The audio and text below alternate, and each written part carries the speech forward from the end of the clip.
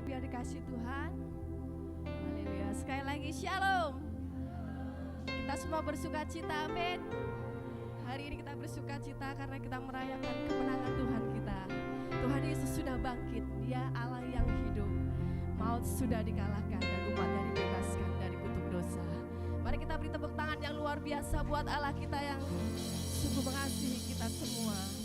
Mari kita satukan hati kita pagi hari ini.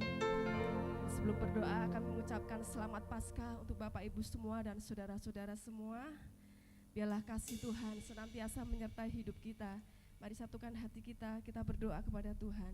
Kami bersyukur Tuhan buat anugerah karya Tuhan yang luar biasa yang sudah Tuhan kerjakan dalam hidup kami. Di mana Tuhan Yesus sudah mati bagi setiap dosa-dosa kami. Dan pada hari yang ketiga Engkau bangkit dari kematian. Engkau membuktikan bahwa Engkau Allah yang berkuasa. Maut sudah dikalahkan, kuasa dosa sudah dipatahkan, dan kami semua dibebaskan.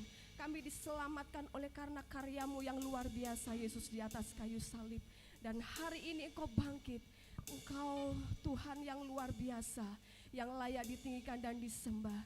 Sungguh kami mengagumi Engkau Tuhan, dan kami menghargai setiap karya-Mu yang ajaib dan sempurna dalam kehidupan kami. Dan pagi hari ini kami boleh bersuka cita, bersorak-sorai meninggikan Engkau Allah yang luar biasa, Allah yang sudah bangkit, Allah yang sudah hidup. Terima kasih Tuhan, terima kasih. Sungguh kami bersyukur Tuhan, oleh karena anugerah-Mu yang besar atas kehidupan kami. Dan pagi hari ini Tuhan kami siapkan hati kami untuk kami memberikan pujian kami yang terbaik. Sorak-sorai kami hanya kepada Allah yang luar biasa. Engkau Allah yang hidup, Engkau Allah yang berkuasa dulu, sekarang, dan sampai selama-lamanya. Yang terima segala pujian dan hormat, segala kemuliaan, segala keagungan hanya bagi nama-Mu ya Tuhan. Terima kasih Yesus, terima kasih. Haleluya Yesus, haleluya. Dan pagi hari ini Tuhan kami mau sembah Engkau. Kami mau lebih lagi merayakan kemenangan-Mu Tuhan. Terima kasih Yesus, terima kasih. Bahwa setiap kami Tuhan untuk kami masuk dalam hadirat-Mu. Dan kami percaya kemenangan terjadi di tempat ini. Kesembuhan terjadi di tempat ini. Kelepasan terjadi di tempat ini. Karena kuasa kebangkitan-Mu Tuhan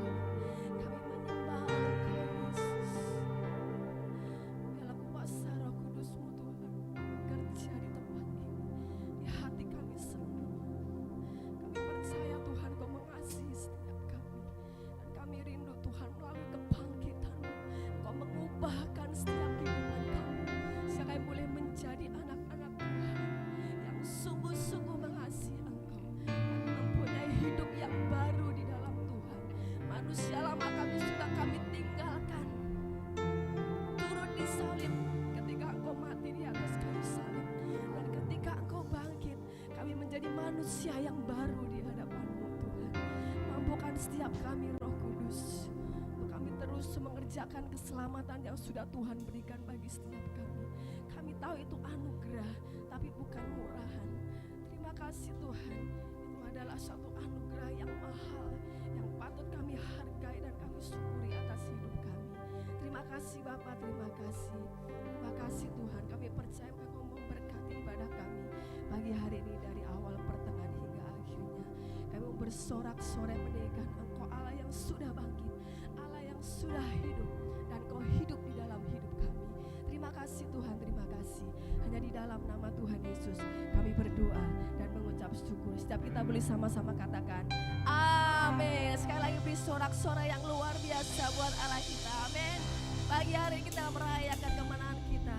Nyanyian kemenangan ada di tempat ini. Amin. Siap bersuka cita, siap bersorak-sorai memuji Tuhan. Haleluya. Nyanyian kemenangan. Haleluya. Nyanyian kemenangan kami di hadapan-Mu Tuhan.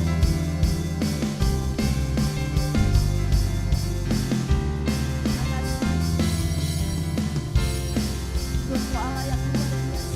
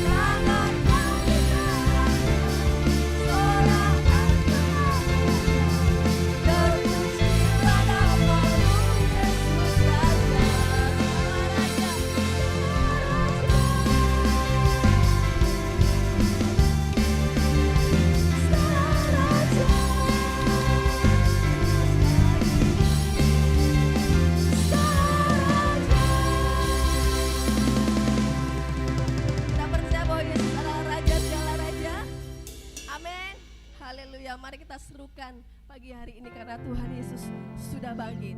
Allah bangkit, haleluya.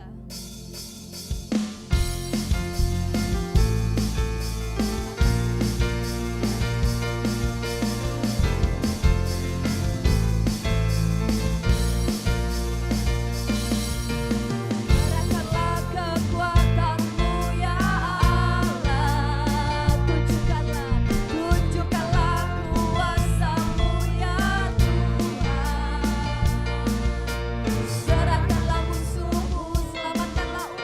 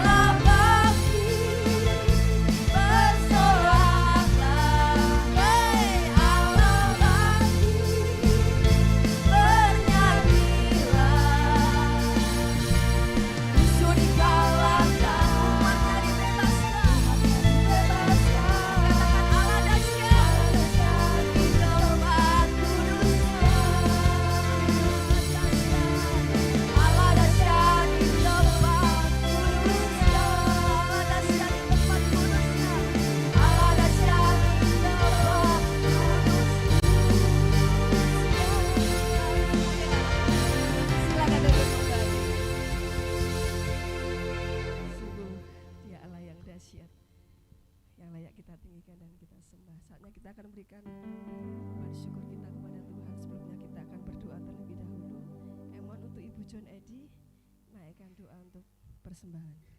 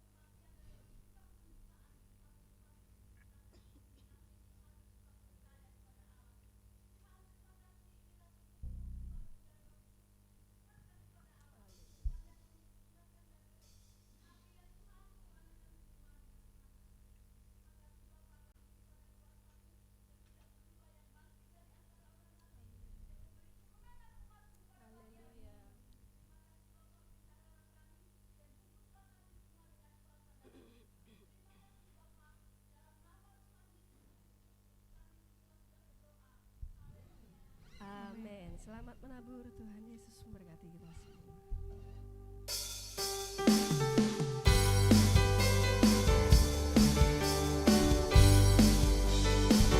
Mana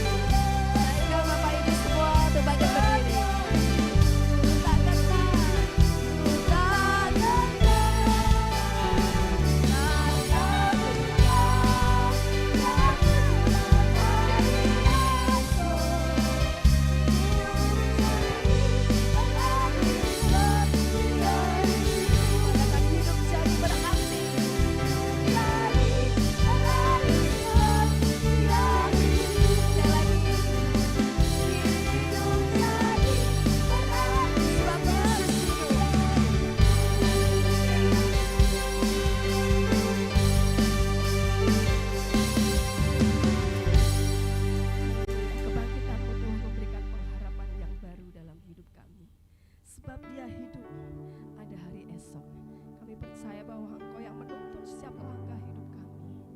Akan ada masa depan yang baik buat setiap kami. Karena Engkau yang memegang masa depan kami Tuhan. Sepenuhnya hidup kami serahkan dalam tangan Tuhan. Kami bersyukur buat karya-Mu yang besar atas hidup kami. Terima kasih buat keselamatan yang Tuhan berikan dalam hidup kami Tuhan. Terima kasih Yesus, terima kasih. Sungguh Engkau Allah yang luar biasa. Engkau Allah yang ajaib, Engkau Allah yang heran. Kami bangga Tuhan, kami punya Tuhan Allah yang seperti Engkau. Saatnya Tuhan kami siapkan hati kami pagi hari ini untuk kami menerima kebenaran firman-Mu. Firman-Mu boleh mengubahkan setiap hidup kami, sehingga kami boleh menjadi ciptaan yang baru di dalam Tuhan.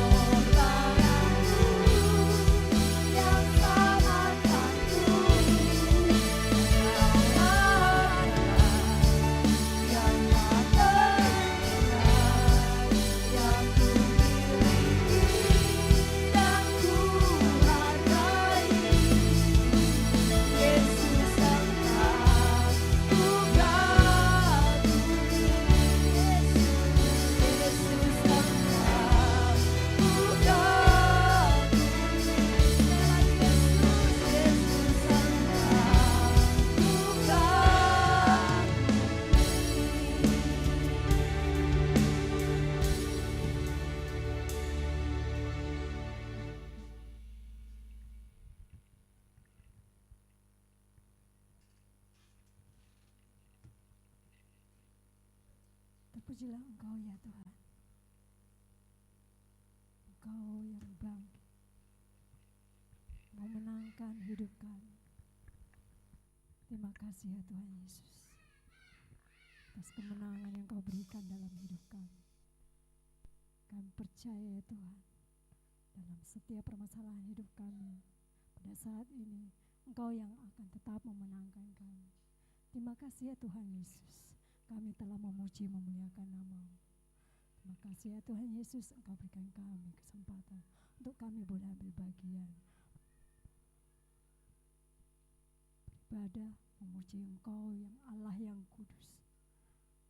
Terima kasih Kau berikan kami nikmat yang luar biasa, menikmati hadirat Tuhan pada saat ini.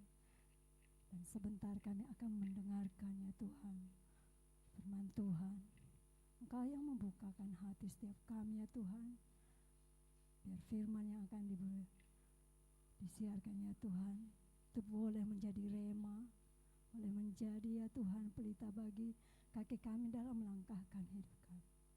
Dan Bapak Gembala kami yang akan memberikan firman ya Tuhan, Engkau urapi beliau lebih dan lebih lagi, agar setiap perkataan yang timbul itu semua datangnya dari Tuhan.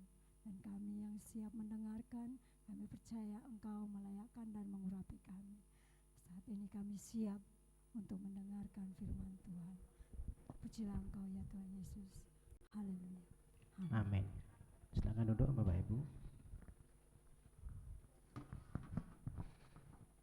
Baik, kita sudah menaikkan pujian syukur kita di hadapan Tuhan.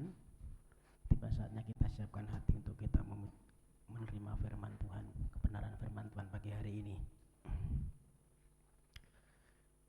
Ya, hari ini kita merayakan Paskah Bapak Ibu. Jumat kemarin kita sudah mengingat kembali kematian Tuhan Yesus, dan hari ini hari yang ketiga Tuhan bangkit mengalahkan kematian, mengalahkan maut. Ya. Kristus sudah bangkit hari ini. Amin. Dan kita menjadi umat pemenang. Ya, kalau kita belajar tentang Paskah pertama kali itu ketika bangsa Israel keluar dari Mesir. Ya, ketika bangsa Israel dipimpin Tuhan keluar dari Mesir, itu Paskah yang pertama. Ya. Bagaimana di Mesir ada tulah dan setiap anak sulung mati. Tetapi itu tidak berlaku bagi bangsa Israel ya, karena dia menyembelih kurban dan ada tanda darah di pintu rumahnya. Maut tidak menguasai. Perjanjian lama ini bayangan Bapak Ibu. Kenyataannya adalah di perjanjian baru. Yesus sebagai kurban ya, yang menyelamatkan kita sehingga maut tidak berkuasa lagi. Amin. Pada perjanjian lama, tradisi ini ya, tradisi Paskah itu di perjanjian lama itu berlaku 1 tahun sekali, itu diperingati. Setiap tahun ya, imam besar itu harus masuk ke ruang ya, ke bait kudus ya, untuk menyembelih kurban. Setahun sekali harus ada domba yang tidak bercacat, tidak bercela ya, dikorbankan sebagai kurban penebus salah, kurban penebus dosa. Setahun sekali, dan ini hanya imam besar yang boleh masuk ke ruang suci, ke ruang maha suci. Ya, waktu perjanjian lama yang dikorbankan adalah darah anak domba. Tetapi di perjanjian baru ya, realnya, kenyataannya ya, Yesus sendiri sebagai imam besarnya ya, Yesus sebagai imam besar, dia masuk ke ruang maha kudus itu, dia korbankan dirinya sendiri. Yang dibawa adalah darah anak domba Paskah.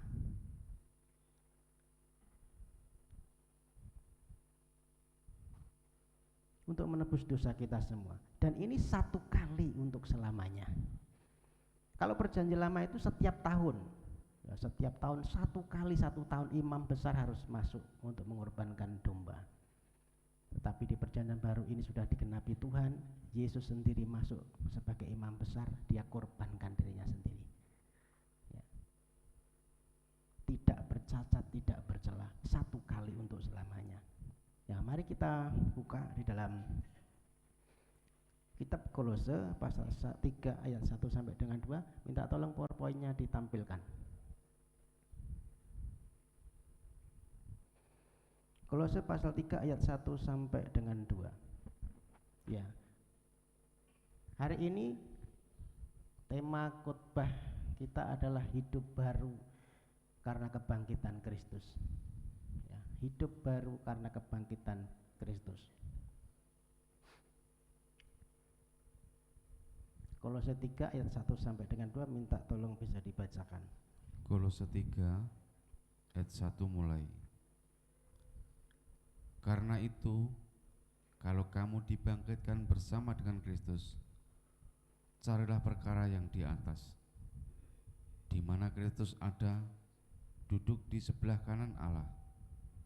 Pikirkanlah perkara yang di atas, bukan yang di bumi. Amin. Amin.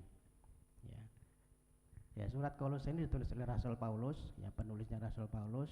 Walaupun Kolose ini, jemaat Kolose ini bukan didirikan oleh Paulus tetapi oleh Epafras, tetapi ya Paulus mengindikasi ada satu pengajaran yang tidak baik di Kolose, ya, karena Kolose ini kota kecil tetapi di situ ada perkembangan, kemudian Gnostik atau Injil Gnostik itu berkembang. Injil Gnostik itu Injil yang tetapi bukan Injil, ya. Satu pengajaran yang berasal dari filsafat dan pengetahuan manusia, ya, jadi mengandalkan pemikiran manusia itu diajarkan, dan ini bertentangan, ya, bertentangan dengan Injil yang asli, ya. Jadi maka Paulus perlu memberikan satu surat kepada jemaat di Kolose untuk menguatkan imannya, ya, iman dan kepercayaannya. Nah, hari-hari ini banyak orang yang lebih mentuhankan ilmu pengetahuan. Ya, jadi tidak percaya lagi dengan Injil, dengan kebenaran, tetapi lebih percaya dengan ilmu pengetahuan. Ya, memang tidak, karena ilmu pengetahuan memang berkembang terus, ya. Dan seringkali iman Kristen kita itu dibenturkan dengan ilmu pengetahuan. Firman Tuhan berkata Yesus ini yang mati sudah dibangkitkan, tetapi ilmu pengetahuan berkata mana mungkin orang mati bangkit dan hidup kembali, kan gitu ya. Seringkali iman kita dibenturkan dengan seperti ini. Nah, pengajaran di Kolose seperti itu.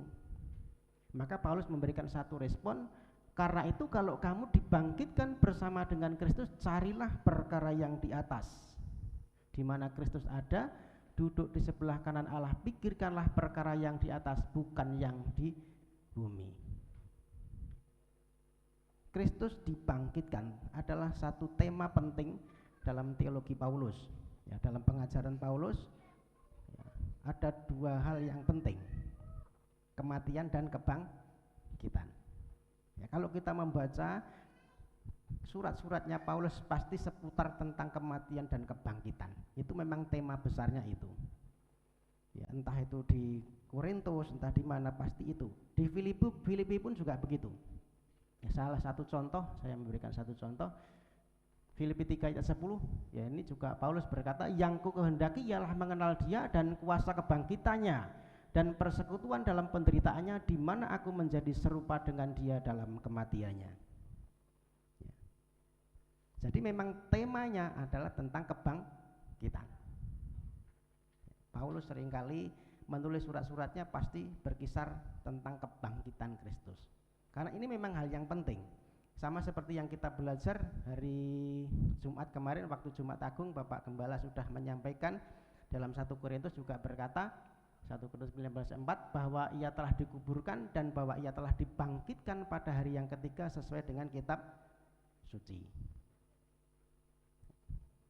Jadi memang kebangkitan ini teramat penting, ya, yang harus menjadi pegangan hidup kita, walaupun kita kadang-kadang dibenturkan dengan ilmu pengetahuan. Nah, rupanya kebangkitan Kristus ini punya kuasa yang luar biasa, Bapak Ibu. Kebangkitannya membuktikan bahwa ia sudah mengalahkan maut. Amin. Kita ngerti ya, maut itu menjadi satu ketakutan.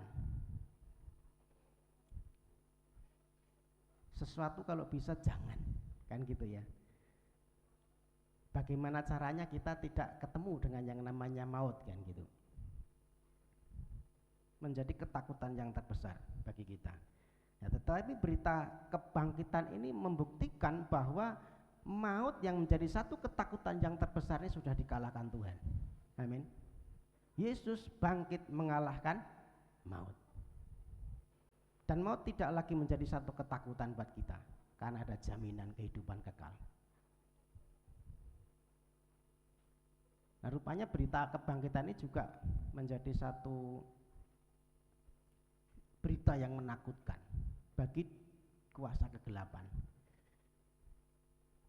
Bagi iblis, bagi setan, berita kebangkitan Yesus ini menjadi sesuatu yang menggentarkan. Maka dunia ya dengan ilmu pengetahuan dan kuasa-kuasa gelap akan pakai segala cara untuk menutupi berita kebangkitan Yesus ini. Masih ingat ya ketika para penjaga kubur ini disuap.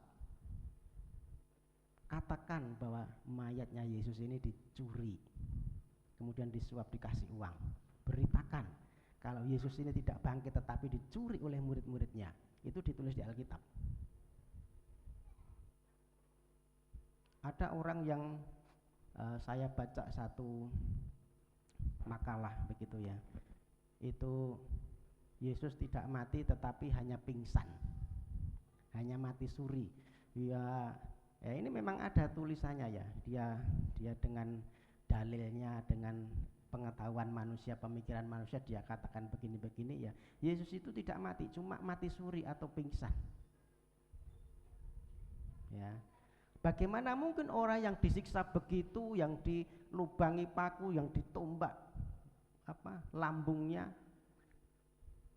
dan hanya pingsan.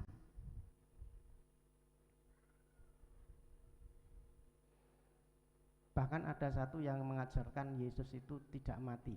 Yang mati itu orang yang diserupakan dengan Yesus, begitu ya. Ya memang berita kebangkitan ini menjadi satu yang menakutkan bagi dunia kegelapan.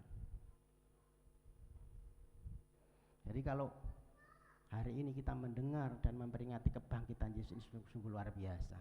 Ada satu kuasa atas kebangkitan Tuhan. Dan seperti yang tema tadi ya, kuasa kebangkitannya membuat kita bisa hidup dalam dimensi manusia yang baru. Amin. Iman Kristen seharusnya berorientasi kepada kebangkitan, jangan kepada yang lain. Ya, seringkali kita cuma menganggap yang penting itu kelahirannya Pak, karena kelahirannya itu ajaib. Ya, dari Roh Kudus, boleh. Ya, itu tidak salah. Atau kita berorientasi iman kita hanya kepada mujizat. Oh, Tuhan Yesus selama hidupnya melakukan mujizat-mujizat, dia bangkitkan orang mati, dia celikkan orang buta, dia sembuhkan orang sakit. Tidak apa-apa. Tetapi ini tidak lengkap. Atau mungkin kita cuma berorientasi kepada berkat. Ikut Tuhan, aku diberkati, masalahku selesai. Dan kita lupa, orientasi kita itu harusnya adalah kebangkitan, di mana Yesus dibangkitkan. Yesus bangkit dari maut. Ya, Bapak Ibu yang dikasih Tuhan, mari orientasi iman kita ya bukan cuma sekedar hal-hal yang duniawi. Bukan cuma ngejar berkatnya, bukan cuma ngejar mujizatnya, kesembuhannya. Tetapi kita berorientasi ada kuasa kebangkitan. Amin. Kalau Kristus tidak bangkit, sia-sia. Itu yang ditulis oleh Paulus. Maka yang penting adalah kebangkitan ini. Seandainya ya Yesus itu tidak dibangkitkan, ya sia-sia kita ke gereja hari ini, kita muji Tuhan, kita beribadah, sia-sia.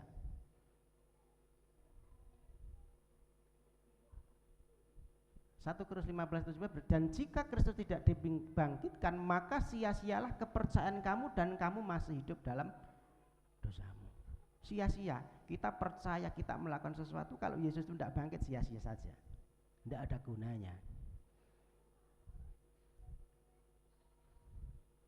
Maka yang penting orientasi iman kita adalah kebangkitan Kristus. Kita harus meyakini betul Yesus sudah bangkit mengalahkan maut dan kita masuk dalam dimensi manusia yang baru. Amin.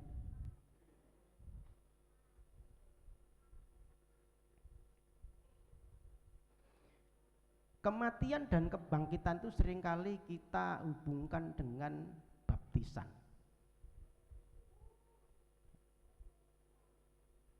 Ya, seringkali kita menghubungkan dengan satu baptisan. Ya, karena ada dua sakramen yang penting, sakramen yang disebut saya berkata mungkin sakramen yang kudus, yang suci. Yang pertama adalah perjamuan kudus. Yang kedua adalah baptisan. Baptisan ini satu sakramen yang bukan main-main, bukan obral.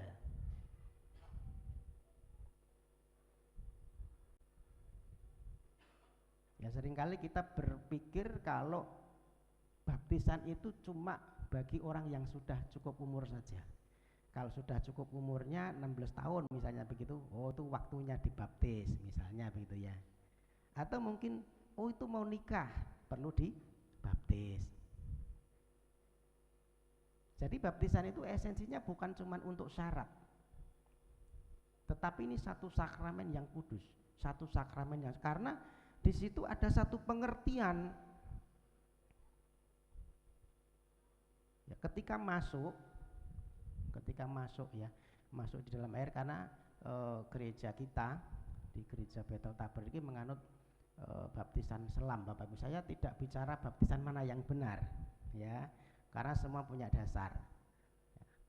Tetapi saya menguraikan dengan apa yang saya pelajari. Ketika diselam ya, masuk di dalam air itu sebagai pengertian bahwa manusia lamanya mati dan dikuburkan. Dan ketika muncul keluar dari air itu sebagai pengertian bahwa kita menerima hidup yang baru, dibangkitkan bersama Kristus. Roma 6:4 berkata, dengan demikian kita telah dikuburkan bersama-sama dengan Dia oleh baptisan dalam kematian, supaya sama seperti Kristus telah dibangkitkan dari antara orang mati oleh kemuliaan Bapa, demikian juga kita hidup dalam hidup yang baru. Hidup yang baru.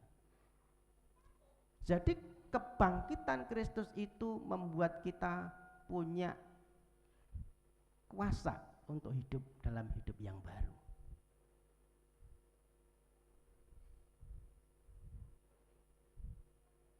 Sama seperti baptisan. Baptisan itu bukan cuma tadi syarat, tetapi orang yang siap dibaptis adalah orang yang mau siap hidup baru.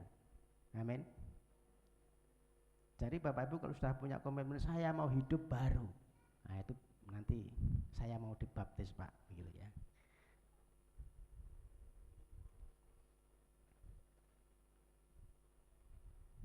Kita kembali kepada nats kita, bacaan tadi.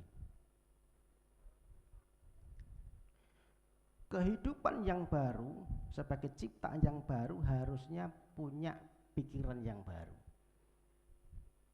Tadi berkata carilah apa tadi? Carilah perkara yang di atas.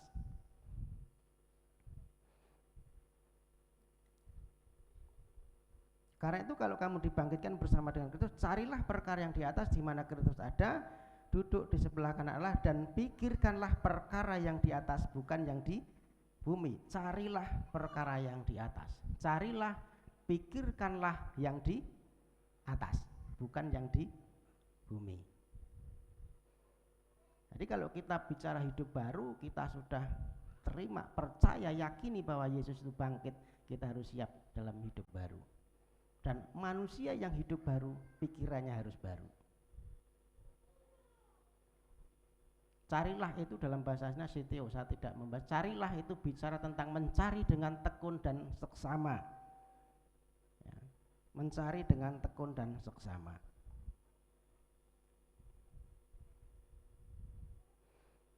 Ya, sama seperti seorang ahli mungkin ya. Kalau dia pengen menemukan sesuatu, dia harus tekun, dia cari, ya, dia cari terus, walaupun gagal dia cari terus sampai ketemu, sampai berhasil. Mencari dengan tekun dan seksama. Nah, yang kita cari apa? Pikiran Kristus. Kita harus cari pikiran Kristus, pikiran yang di atas dulu ya, dengan tekun. Nah, ini perlu perjuangan Bapak Ibu. Menjadi orang Kristen yang mencari kebenaran dengan tekun itu tidak gampang.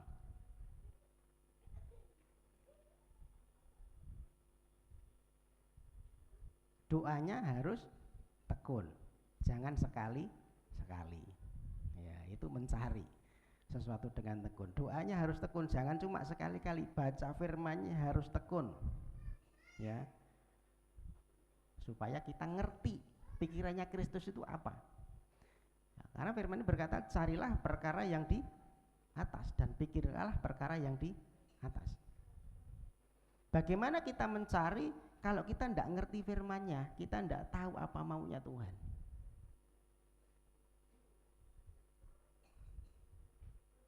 Bagaimana kita punya pikiran Kristus kalau kita nggak tahu firman-Nya? Ya tidak tahu. Maka kita harus cari ini dengan tekun. Jangan jadi orang yang kadang-kadang tekun, Pak. Kadang-kadang tekun banyak ya. Kalau ada kebaktian KKR, kebangkuan rohani, wah pulang berapi-api, semangat 45 gitu ya, baca firman, doa semangat, tapi nanti 3 hari 1 minggu loyo, mulai loyo. Nah ini kadang-kadang tekun namanya ya. Jadi carilah yang di atas ini harus tekun, amin. Jangan kadang-kadang tekun, tekun terus. Carilah dan pikirkanlah. Pikirkanlah, proneo, memiliki pikiran dan perhatian yang sungguh. Pikiran dan perhatian yang sungguh, ya.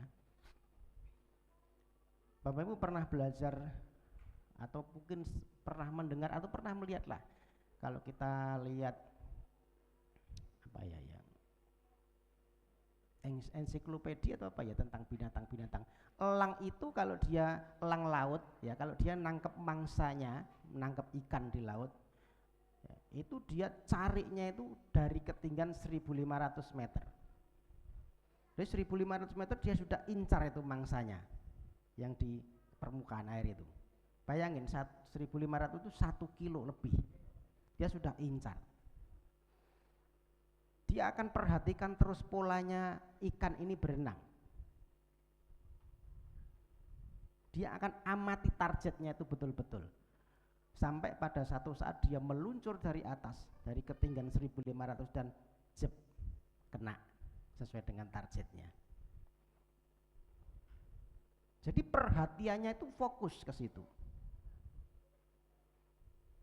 Fokus pada satu titik, kepada target, kepada mangsanya itu. Walaupun ketinggiannya 1 kilo lebih.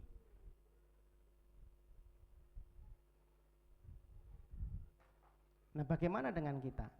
Seringkali pikiran kita kan banyak kemana-mana gitu ya.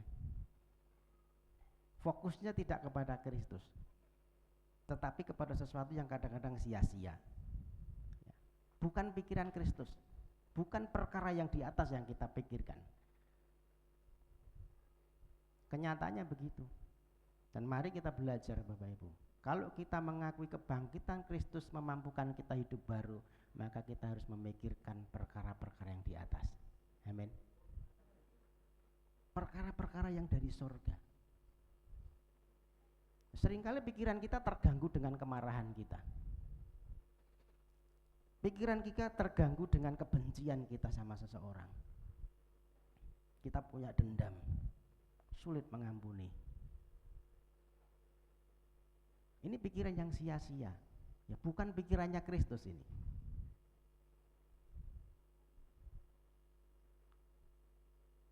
Pikiran kita seringkali terganggu dengan problem, dengan masalah yang kita hadapi. Jadi hidup tidak tenang. Bahkan ketika zaman Covid ya, ya kita sakit pilek batuk gitu, wah pikirannya sudah aneh-aneh, betul. Tidur jadi tidak bisa gitu ya. Waktu zaman Covid ya, istri saya juga sempat kesenggol sedikit ya. Wah malam itu saya mesti lelean, tidak bisa tidur katanya. Saya tidak bisa tidur ya karena dia batuk, dia karena lihat berita engko nek sesek napas mati gitu loh. Engko nek sesek napasnya mati gitu loh. Wah akhirnya malam nggak bisa tidur. Yang kena itu sebenarnya saya dulu. Saya tuh hilang ciuman itu, wah saya juga gitu pikirannya, waduh itu nek sesek mati. Makanya malam itu pakai uap itu diuap gitu ya, saya enggak bicara sama istri saya. Habis itu istri saya juga kena, ya dia yang enggak bisa tidur malam, pasti enggak bisa tidur sampai berapa minggu enggak bisa tidur kalau malam. Tak bilang kamu itu cuma takut. Ora aku ki ora takut jane ngono. Lah kok ora iso turu lah ya.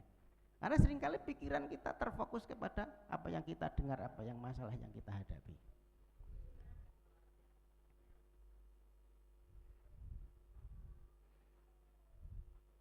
Firman Tuhan berkata, carilah dan pikirkanlah perkara yang di surga, yang di atas.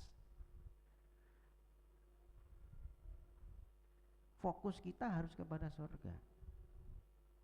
Kenapa fokusnya harus ke surga? Kenapa kita harus memiliki pikiran surga? Karena kita ini bukan dari dunia. Wah Pak Budi ki ngawur, seurip neng dunya kok bukan dari dunia. Dalilnya mana? Coba ya, Yohanes 17:6. Ketika Tuhan Yesus berdoa untuk murid-muridnya, Tuhan Yesus berkata, ini yang bicara ini Tuhan Yesus ya. Yohanes 17:6 ini Tuhan Yesus sedang berdoa buat murid-muridnya. Dan Tuhan Yesus berkata, mereka bukan dari dunia sama seperti aku bukan dari dunia. Jadi kalau kita ini murid-murid Tuhan, sudah dimeteraikan kita ini bukan dari dunia. Amin. Sama seperti Yesus bukan dari dunia. Tapi masih hidup di dunia, Pak.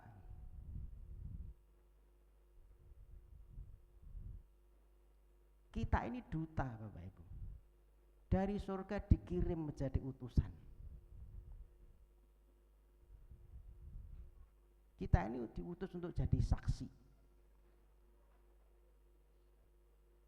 Sama seperti duta besar itu ya. Duta besar Indonesia untuk Amerika misalnya gitu ya. Orang Indonesia tapi diutus ke Amerika, hidupnya di Amerika, makannya makanan Amerika, tetapi dia warga negaranya orang Indonesia. Yang dibawa ke sana adalah budayanya Indonesia, hukumnya Indonesia. Putri Indonesia itu kalau menang, dia keliling-keliling kemana-mana, yang dikabarkan itu pasti tentang Indonesia. Nah hidup kita ini bukan dari dunia, tetapi dari atas, dari surga. Kita ini utusan, kita ini duta. Yang kita wartakan adalah gaya hidup yang dari surga. Amin. Pikirannya harus pikiran yang dari surga. Amin.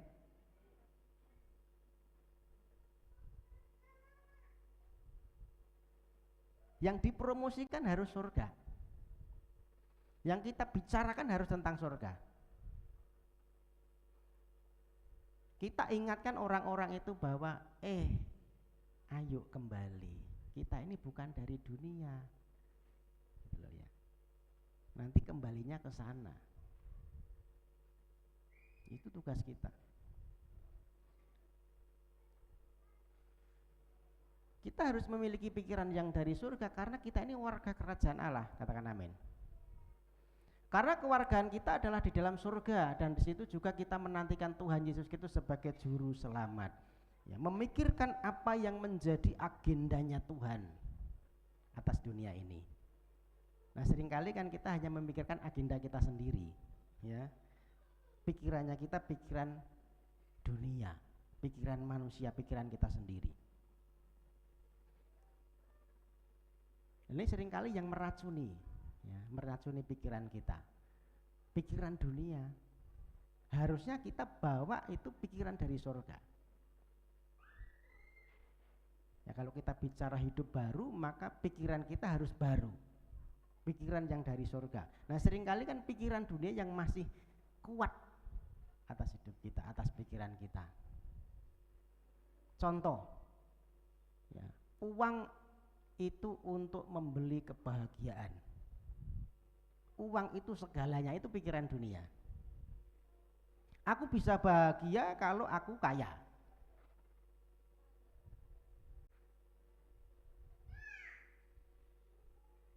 Aku bahagia ya kalau punya gaya hidup yang mewah misalnya. Ya, kebahagiaan dinilai dari dengan gaya hidupnya. Maka seringkali betapa kita pengen dilihat orang bahagia dengan cara gaya hidup kita, menampilkan gaya hidup kita mungkin yang mewah ya, foto di mana pakai mobil ini padahal mobilnya orang dipakai foto gitu ya. Cuman untuk membuktikan aku lo bahagia gitu ya.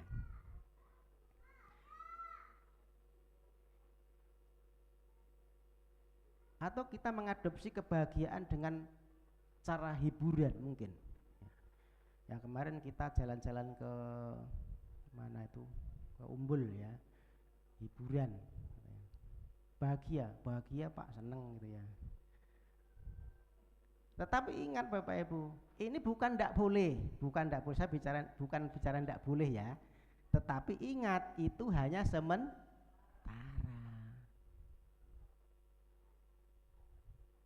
Berteko umbung brontong teko ngomah kelingan utang meneh. Sumpek meneh gitu ya. Ya. Sementara toh.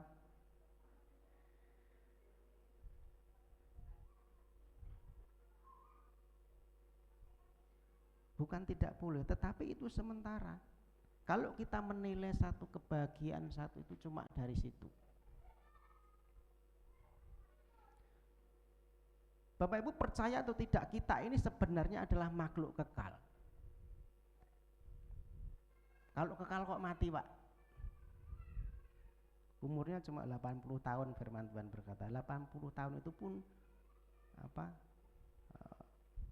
sesuatu yang susah payah, jerih payah ya ini. Ingat ketika Adam diciptakan di Taman Eden, di situ ada buah pengetahuan baik dan jahat, ada buah kehidupan, pohon kehidupan. Ketika Adam jatuh dalam dosa, jalur yang ke pohon kehidupan ditutup, tidak boleh. Jangan sampai ya ini nanti makan dari pohon kehidupan dan dia menjadi orang yang kekal hidup dalam dosa. Saya bayangkan begini, seandainya Adam itu tidak jatuh dalam dosa, ya, pikiran saya ya, karena di Alkitab tidak dicatat, pikiran saya Adam itu jadi makhluk yang kekal.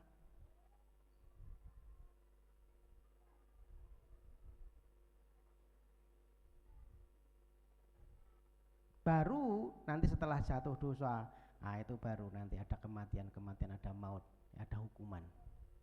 Seandainya tidak ada dosa, tidak jatuh dalam dosa, pikiran saya hidup kekal. Makanya kenapa ada pohon kehidupan di situ. Nah, manusia ini kekal harusnya, maka harus diisi dengan sesuatu yang kekal.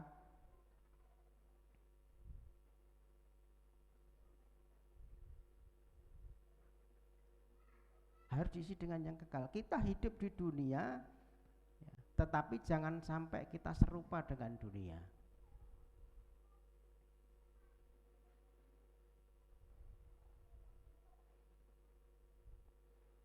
Roma 12 ayat 2, janganlah kamu menjadi serupa dengan dunia ini, tetapi berubahlah oleh pemberian budimu sehingga kamu dapat membedakan mana kehendak Allah, apa yang baik, yang berkenan kepada Allah dan yang sempurna. Jangan kamu menjadi serupa dengan dunia ini. Berat enggak?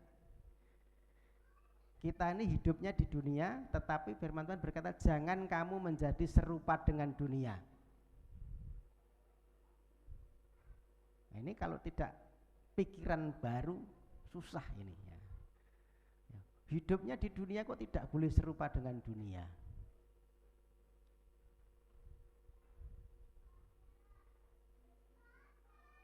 Bapak Ibu pernah perhatikan ikan laut ya? Ikan laut itu hidupnya di air laut, ikan ya di air asin.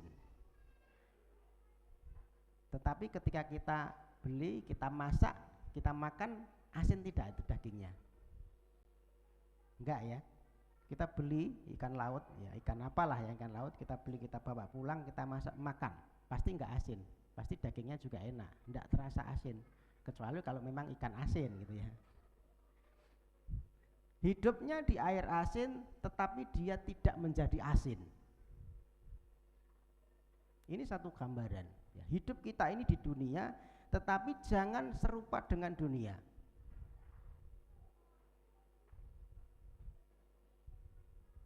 Bagaimana bisa? Bisa kalau kita hidup dalam dimensi manusia baru. Amin. Kalau manusia-manusia lama tidak mungkin.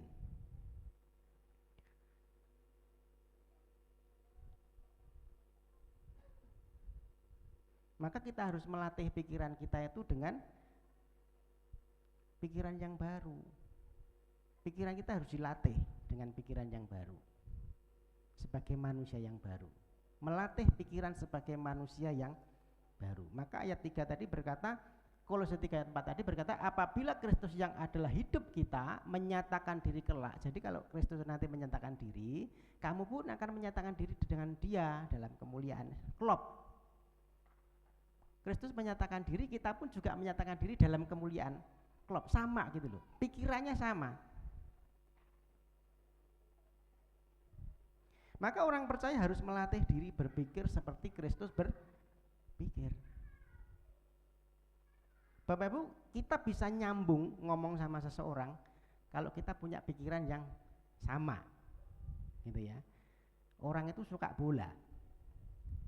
Ketika kita ngomong tentang bola, kita juga harus suka dengan bola. Pikirannya sama, maka nyambung, betul ya.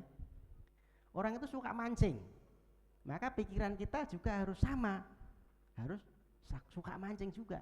Jadi nyambung ngomongnya. Nah, kita ini adalah mempelai Kristus.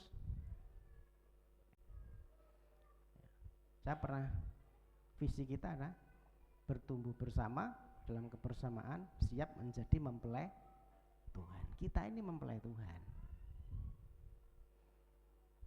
Nanti kalau kita ketemu Tuhan, itu harus nyambung pikirannya, harus sesuai. Bayangkan Bapak Ibu kalau orang nikah, suami istri, dan pikirannya nggak nyambung. Suami istri pikirannya nggak nyambung. Suaminya pengen begini, istrinya pengen begitu. Suaminya mau ini, istrinya mau itu. Wah, penderitaan. Betul? Nggak nyambung. Suaminya pengen kopi, saya metu teh, nggak nyambung. Akhirnya pasti pengen kopi kok dikai teh. Suaminya pengen yang pahit, dikai yang manis, nggak nyambung juga.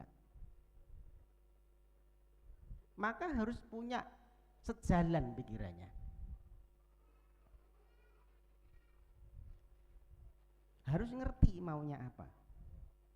Nah, seringkali kan kita cuma bicara saya mau ke surga, saya mau ke surga. Siapa mau ke surga? Semua angkat tangan. Tetapi pikiran surga nggak mau.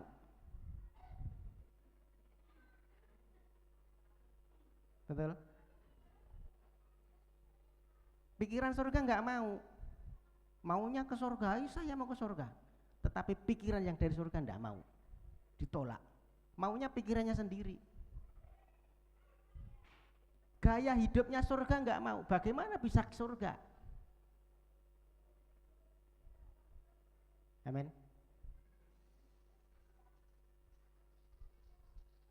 Yesus itu murah hati. Kita pelit, nggak cocok, nggak match gitu ya, nggak sesuai dengan gaya hidupnya surga. Yesus itu pemaaf. Lah kita kalau punya dendam sama orangnya sampai mati tidak akan aku ampuni. Wah, ora cocok kalau gaya hidupnya surga. Tuhan Yesus ampuni mereka Tuhan karena mereka tidak tahu. Tuhan itu mengampuni. Lah kalau Tuhan pemikirannya mengampuni, lah kita tidak punya pikiran mengampuni, itu tidak cocok namanya. Maka kita harus latih pikiran kita itu sebagai manusia yang baru. Amin. Yang dari surga. Maka tadi pikirkanlah dan carilah perkara yang di atas. Wong Yesus itu lemah lembut toh. Wah, kita sidik-sidik ngamuk, ora cocok.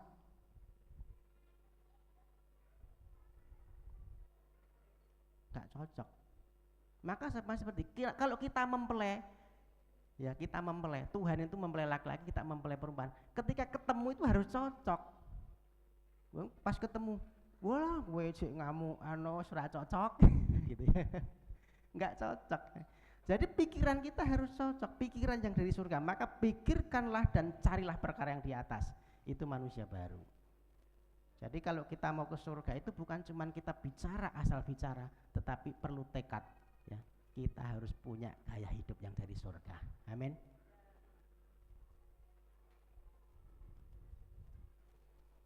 Ya memang kadang-kadang bertentangan dengan gaya hidup kita Bapak Ibu. Susah karena kita daging masih di dunia. Tetapi kita harus belajar. Maka ibadah ini itu melatih kita. Amin. Kita ibadah, kita berbakti, kita puji Tuhan, kita berdoa, itu melatih kita punya pikiran yang baru, punya pikiran yang dari surga.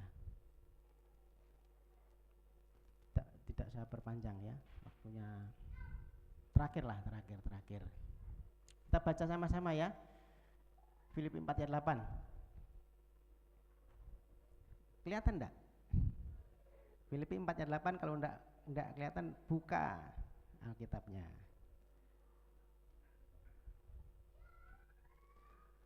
Temu? 2, 3.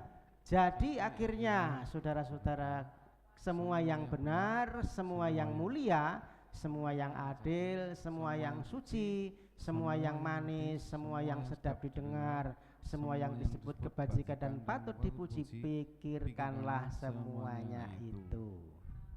Amin. Jadi kalau di rumah nanti ini dihafal. Sing perlu dipikir apa ya? Semua yang benar. Sing salah-salah rasa dipikir. Apalagi semua yang mulia. Sing sia-sia kecil-kecil perkara kecil itu enggak usah. Yang mulia-mulia saja. Semua yang adil, ya, semua yang suci. Kalau pikirannya mulai jahat, ya ingat, semua yang suci harus dipikirkan. Semua yang manis itu yang pokoknya yang adem lah, jangan kita menyakiti, ya. Semua yang sedap didengar, yang orang suka dengar itu apalah, jangan makian, jangan kemarahan, ya. Semua yang disebut kebajikan dan patut dipuji itu yang harus kita pikirkan. Amin. Ini pikiran dari surga. Pikirannya manusia baru itu ini. Jadi kalau kita punya pikiran ini, siaplah kita ketemu sama Tuhan. Amin. Ketika nanti Tuhan datang kita ketemu, oh sudah pas, karena pikiran Yesus sama dengan pikiran kita. Amin. Puji Tuhan, itu yang boleh saya sampaikan pagi hari ini. Ya, kita sudah terima firman Tuhan. Biar firman Tuhan ini di mana kita memperingati Paskah pagi hari ini, ya, kita masuk dalam dimensi manusia baru, manusia yang baru, pikirannya harus baru. Siap punya pikiran yang baru? Amin. Nah, puji Tuhan. Saya berdoa semua dimampukan punya pikiran yang baru dan kita siap ketemu sama Tuhan. Puji Tuhan. Kita akan nyanyikan satu pujian untuk mengakhiri firman Tuhan pagi hari ini. Bagaikan bejana siap dibentuk.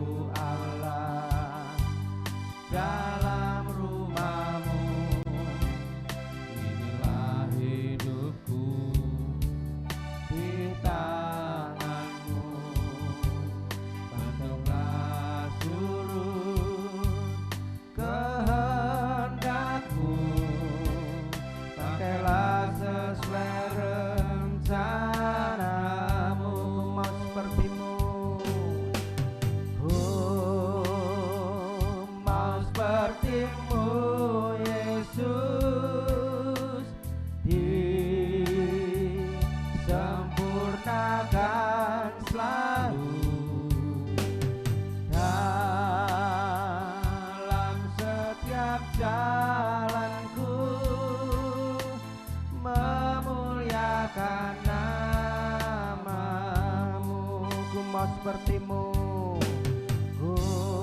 Bapak Ibu bangkit berdiri, kita akan lagi. Disempurnakan selalu dalam setiap jalanku, memuliakan namamu, memuliakan namamu, memuliakan namamu, memuliakan namamu.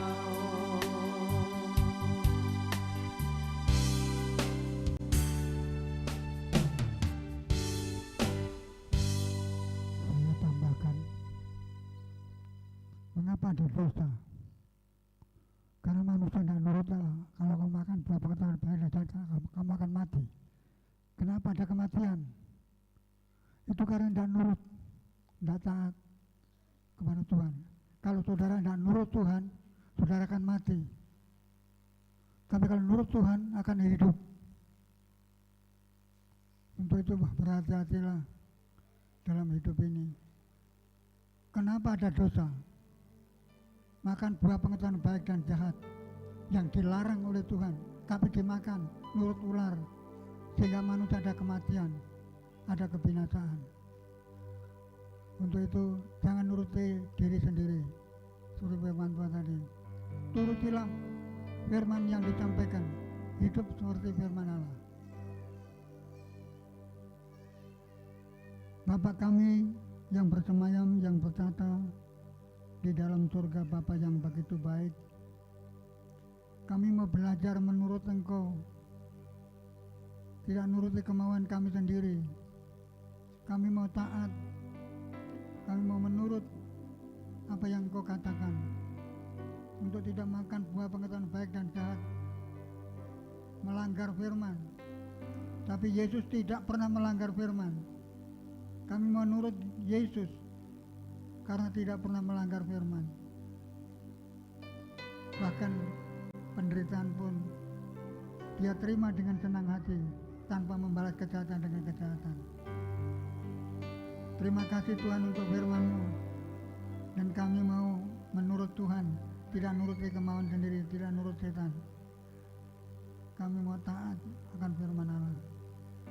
Berkati hamba-Mu, pakai lebih hari lebih heran, lebih dahsyat, untuk menggantikan hamba-Mu yang sudah lanjut usia, yang sudah tua, yang tidak bisa apa-apa.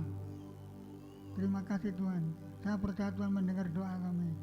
Tuhan memberkati kami dan memakai kami sesuai dengan firman Allah, supaya kami tidak berdosa, supaya hidup dalam kebenaran. Dalam nama Tuhan Yesus kami panjatkan doa. Yang percaya katakan amin. Silakan duduk Bapak Ibu. Ya, kita sudah terima firman Tuhan. Saya berharap firman ini kita simpan, ya, supaya kita makin hari makin dibaharui manusia rohani kita. Pengumuman untuk jadwal ibadah kita satu pekan ke depan, hari Rabu nanti ada jadwal ibadah doa, ya, ada doa di tempat ini jam 9 sampai selesai. Kamis nanti komsel keluarga di mana ya? Setelah di Bu Helen itu ada yang minta setelah Bu Helen? Nggak ada. Kalau nggak ada di Mbak Rita. Oh ya, puji Tuhan, di Mbak Rita. Bapak Ibu, ya, komsel keluarga hari Kamis nanti di tempatnya Bapak Naga, Ibu Rita. Ya, Ibu Rita, Pak Naga jam 6:30 sampai selesai hari Kamis, ya. Kemudian Jumat nanti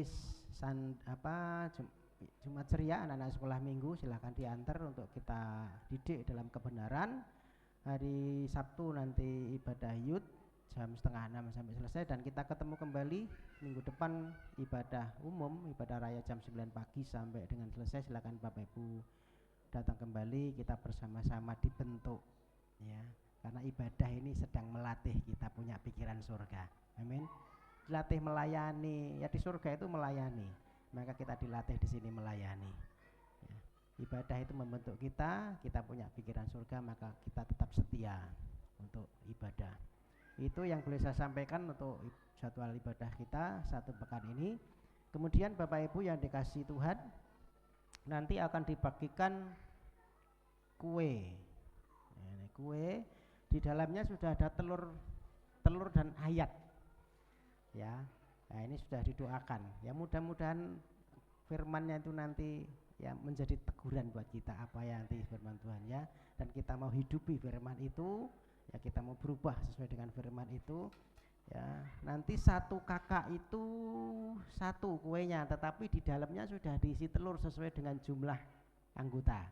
Ya, misalnya siapa Pak Pran ini sudah ada isinya telur 3, tapi kuenya cuma 1, ya, kue itunya, kue apa enggak ngerti, tapi bisa dibagi satu keluarga.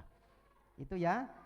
Kemudian selepas ini nanti kita nikmati kebersamaan. Bapak Ibu silahkan, yang tidak bawa pun jangan pulang, kita nikmati. Mungkin kita merasa aku tadi tidak bawa Pak, ya tidak apa-apa, ya ini masih banyak, ya. Saya rasa Bapak Ibu semua bawanya juga double, ya, jadi bisa dinikmati untuk kita semua. Itu pengumuman hari ini. Tuhan memberkati. Selanjutnya dipanggil. Silakan, yang bagian manggil siapa?